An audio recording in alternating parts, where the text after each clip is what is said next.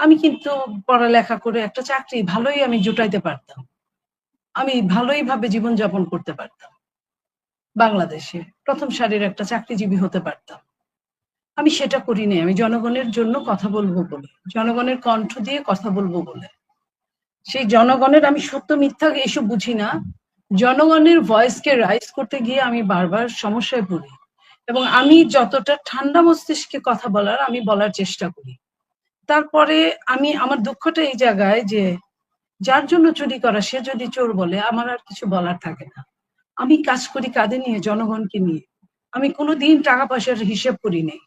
আচ্ছা ভাই, আমি যতটুকু পড়ালেখা করেছি, আমি ডাবল মাস্টার্স করেছি, আমি দুই একটা এর বাইরে ডিগ্রি নিয়েছি, আমি বাইরের ফেলো করেছি। আমার তো মিনিমাম আমি এই দেশে চাকরি করলেও তো 1-1.5 লাখ টাকা বেতনের চাকরি চোখ বন্ধ করে আমার হতে পারতো। আমি যদি সৎ পয়সার কথা বলি, আমার হাজবেন্ড আমাকে, সে যদি রিক্সাওয়ালাও হয় আমাকে সে খাওয়াতে বাধ্য। তো আমি কেন, কাদের জন্য আমি এটা করলাম? আমি আমি কিন্তু যে মানুষদের জন্য করেছি তারা কিন্তু আমার সাথে ঠিক আছে। সেটা আমার দল বলেন, সেটা আপনারা বলেন, সেটা সাধারণ পিপল বলেন, আমি যাদের জন্য রেস করতে চেয়েছি। কিন্তু বিশেষ একটা শ্রেণী, একটা বট আইডি, তারা আমাকে যে অবস্থা করছে আজকে প্রায় 2 বছর যাবত, 1.5 বছর যাবত, এটার জন্য আমি প্রস্তুত ছিলাম না। দেশ ভালোভাবে আসবে, দেশের গণতন্ত্র মুক্তি পাবে, এটার জন্য 90তেও যেভাবে ফুঁসে উঠেছিলাম এখনো ছিলাম। আপনি জানেন আমি আওয়ামী লীগের সাথে বছরের পর বছর, রাতের পর রাত আমি তাদের সাথে তর্কযুদ্ধ করেছি, সত্যকে উদ্ঘাটন করার চেষ্টা করেছি। তারা তো অসত্য বলার চেষ্টা করতো, তখন ওখান থেকে সত্যকে বের করে আনার জন্য দিন তারিখ দিয়ে পত্রিকা, পেপার, সাংবাদিক এদের কথা তুলে ধরতাম। কত রাতে, দিনে মিছিল করতাম, মিটিং করতাম, দল করতাম, রাতে টকশো করতাম। মানুষ একবেলা কাজ করে, আমি 2 বেলা কাজ করতাম। সেটা যে এই ধরনের ফলাফল পাবো, আমি নিজে একজন 24-এর যোদ্ধা, আমি নিজে একজন 90-এর যোদ্ধা। আমি 71 দেখিনি, বাট 71-কে আমি ধারণ করি। এটা যদি আমার অপরাধ হয়, আমি আমি আমি অনেককেই জিজ্ঞেস করেছি যে আমার পেছনে, আমি তো কখনো বাজে কথা বলি না, তাহলে আমার পিছনে এত লোক কেন লাগলো? একটা আইটি বাহিনী আমার পিছনে কেন লেলিয়ে দেওয়া হলো? তো আমাকে বেশ কিছু সাংবাদিক, বুদ্ধিজীবী তারা বলেছে যে আপনি যে সহজভাবে কথাটা বলেন, এটা যে কোনো মানুষ, গ্রামে গঞ্জে সরল মানুষ, অশিক্ষিত মানুষ, শিক্ষিত মানুষ, তারা এটা বুঝতে পারে। এই তাদের বুঝার জায়গাটায় শত্রুপক্ষের এইখানেই সমস্যা, যে আপনার কথা বুঝলে তো তারা এগোতে পারবে না। এবং আমি কিন্তু এই সরল ভাষাটা কিন্তু আমি রপ্ত করার চেষ্টা করেছি পূর্ণিয়া ভাই। রপ্ত করার যে জিনিসটা আমি বুঝি না, আমার কম বোঝা, আমি ওই কথাটা আপনাদের এখানে বলি না, বুঝামিল আমি দিতে পারি না। আমি যেটুকু বুঝি সেটুকু ধারণ করি, সেটুকু প্রকাশ করি। আজকে জুলাই যোদ্ধা, তাদের প্রতি আমার সম্মান আছে, যারা প্রকৃত পক্ষে যোদ্ধা। কিন্তু যারা আজকে মাঠে আছে তারা কিন্তু ফায়দা লুটকারী। আওয়ামী লীগকে বহু বছর বলতাম যে চেতনা বিক্রি করেন না, সত্য ইতিহাসের সাথে থাকেন। আওয়ামী লীগের একটা শ্রেণী মুক্তিযুদ্ধের চেতনা বিক্রি করতে বলেই আজকে তাদের এই অবস্থা হয়েছে। আমি নিজে এই কথাগুলো, কারণ এটা তো সত্যি, এই দেশটার জন্য ওই সময়টা যারা যারা দেশের জন্য করেছে প্রত্যেকেরই অধিকার আছে এই দেশে। 90-এ যারা করেছে তাদেরও অধিকার আছে, 24-এ যারা করেছে তাদেরও অধিকার আছে। কিন্তু তারা কিন্তু যারা করেছে তারা কিন্তু ব্যাক টু দ্য প্যাভিলিয়ন। যারা ফয়দা নেওয়ার চেষ্টা করছে তাদের জ্বলনি উঠেছে আমার কথায়, আমাদের কথায়, কারো কারো কথায়। এই জায়গাটা আসলে বাংলাদেশ, এবং বাংলাদেশে আমার অবস্থান হোক আমি তো চাইনি। বাংলাদেশের ধরনটাকে পাল্টে দেওয়ার জন্য তো ব্যবস্থা করেছি, সৎ থাকার চেষ্টা করেছি, সত্য কথা বলার চেষ্টা করেছি। সেটার জন্য যে এইভাবে অসত্যের কাছে নিজেকে বলি দিতে হবে, এটার জন্য আমি প্রস্তুত না। আমি মনে করি যে আমার যদি অন্যায়ের সঙ্গে প্রতিবাদ করে মৃত্যু হয় আমি সেটা মেনে নিব, কিন্তু যার তার সাথে যে কোনো অবস্থায় আপোষ করা আমার ধাঁচে নাই। আমি আওয়ামী লীগের সাথে 15.5 বছর কোনো আপোষ করিনি। অনেকবার অনেকভাবে চেষ্টা করেছিল তারা আমার সাথে, অনেকভাবে কথা বলতে, তারা অনেক রকম লোভ দেখিয়েছিল। আমি সেই সব লোভে গলিনি। আমার দল জানে, আমার নেতা জানে। সেই আজকে আমাকে যখন এই ধরনের কথা বলা হয়, এর চেয়ে বোধহয় কষ্ট আর কিছু লাগে না। তবে এটাও ঠিক, যারা বলে তারা তো বাংলাদেশটাকে ধারণ করে না, আমি এটুকু ভালো করে জানি। যারা বাংলাদেশকে ধারণ করে তারা আমাদের কথা বুঝতে পারে। আপা আমি তো একটা জিনিস সেটা একটু যদি আমি মনে করি তখন আর ওই কষ্টটা লাগে। আমি একটু একদম গভীরে হাত দিতে চাই। দেখেন, আমরা বারবার আতঙ্কিত যে যদি যদি যেমন সাকাত সাহেব যে প্রশ্নটা তুলেছিলেন, যদি দেশে, উনি তদন্তের কথা বলেছেন, বলেন নাই যে স্নাইপার রাইফেল ব্যবহার হচ্ছে রয়ে গেছে, বলছে যে এরকম দেখা গেছে। যদি থেকে থাকে যে স্নাইপার রাইফেল ওই সময় ব্যবহার হয়েছে রাইফেলটা, এটা যে ভবিষ্যতে হবে না, এটা তো দেশ থেকে ভেনিশ হয়ে যায়নি, বা দেশে কেউ ভাড়া এনে আবার অন্য দেশে পাঠিয়ে দিয়েছে, এমন তো আমরা ভাবতে পারি না। তাহলে এটা যে ভবিষ্যতে বিএনপির বিরুদ্ধে ব্যবহার হবে না, আবার সাধারণ মানুষের বিরুদ্ধে ব্যবহার হবে হতে না, পারে যদি যে থেকে কোনো বিরুদ্ধে আপনার বাইরে যদি অস্ত্র থাকে, অস্ত্র তো কথা বলে, অস্ত্র তো আপনি যেদিকে তাক করবেন সেদিকে যায়। আমি তো সেই কথাটাই বলেছি যে আমরা শুনেছি, আমরা শব্দ পাইনি এরকম শুনেছি আমরা যে এইসব দিয়ে গুলি করা হয়েছে।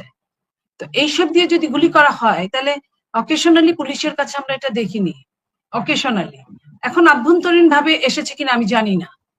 তো এটা তাহলে কাদের কাছে, এই প্রশ্নটা আমার ছিল। আমি তো অন্য কিছু বলিনি। আর আপনার আমি তো মেটিকুলাস টিটুকুলাস কিচ্ছু বলিনি, এটা তো ডক্টর ইউনুস বলেছিলেন। ইউনুস বলার পরে থেকেই তো এটা একটা বিভিন্ন মুখে মুখে হয়ে গিয়েছিল। আর ডিজাইনের কথা বলা হয়েছে, কোনো নাম্বার দিয়ে ডিজাইন না, মেটিকুলাস টেটিকুলাস না, ডিজাইনের কথা।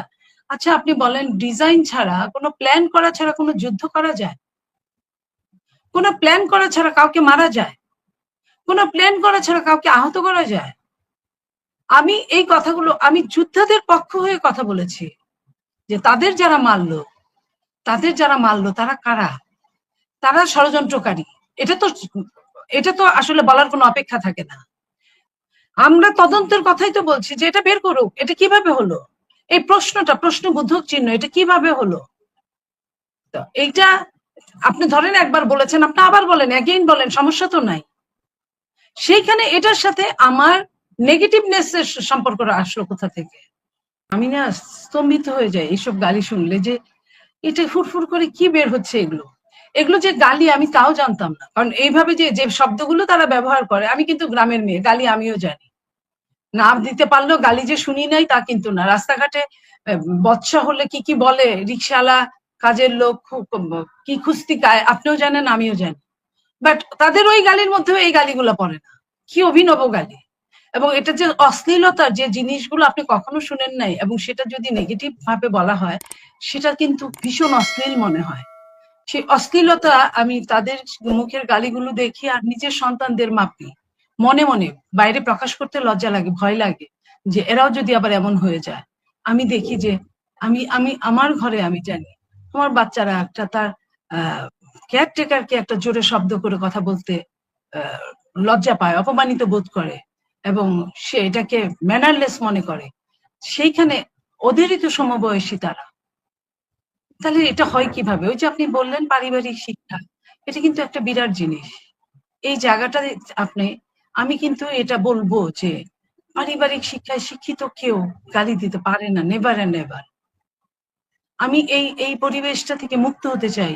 আমি আমার সন্তানদেরকে ভয় পাই। আমার সন্তান মানে আমার ঘরের সন্তান তা না, আপনার সন্তানও আমার সন্তান, আরো 10 জনের সন্তানও আমার সন্তান।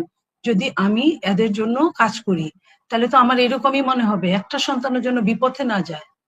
তা এই যে এই জায়গাটা, এই যে বলে না যে মানুষ, রক্ত মানুষকে নষ্ট করে না, পরিবেশ মানুষকে নষ্ট করে।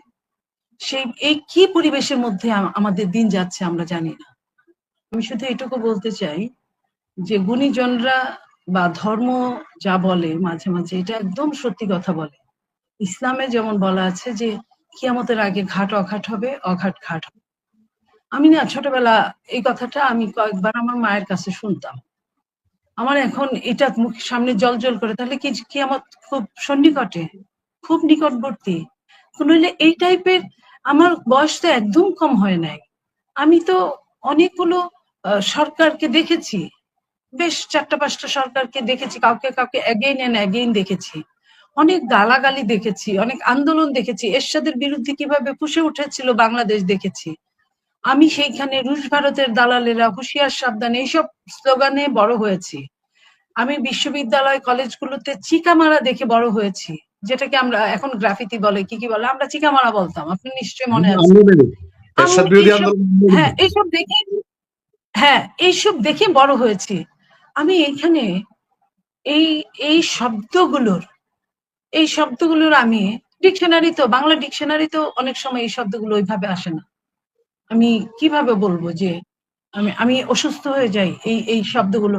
হ্যাঁ, আমার একটা বয়স হয়েছে, ওরা আমাকে যাই গালি দেখ, আমি যখন মনে করি যে আমি দেশের জন্য কাজ করার চেষ্টা করছি, সত্যের পক্ষে কাজ করার চেষ্টা করছি, আমি আয়নার সামনে দাঁড়িয়ে যখন আমি নিজেকে প্রশ্ন করি যে আমি কি ঠিক আছি, আমি যখন নিজেকে বুঝি যে আমি ঠিক আছি, আলহামদুলিল্লাহ, কে কি বললো আমি মনে করি যে আল্লাহ এটা তারা আল্লাহই বিচার করবে। আমি আমি ওইটা নিয়ে আমার যত না কষ্ট হয় তার চেয়ে অনেক বেশি কষ্ট হয় এই আমদানিগত শব্দগুলো কোথা থেকে আমদানি হয়েছে আমি জানি না, কিন্তু এই যে শব্দগুলো, যে শব্দগুলো একটা সভ্য সমাজকে তছনছ করে দিতে পারে। আমরা বিজ্ঞানের সভ্যতার চরম শিখরে অবস্থান করছি এই শব্দগুলোর সঙ্গে পরিচিত হওয়ার জন্য। যখন রকেট সায়েন্স নিয়ে আলোচনা হয়, যখন এআই দিয়ে পৃথিবী চলে, তখন কি এই শব্দগুলোর খুব বেশি দরকার আছে?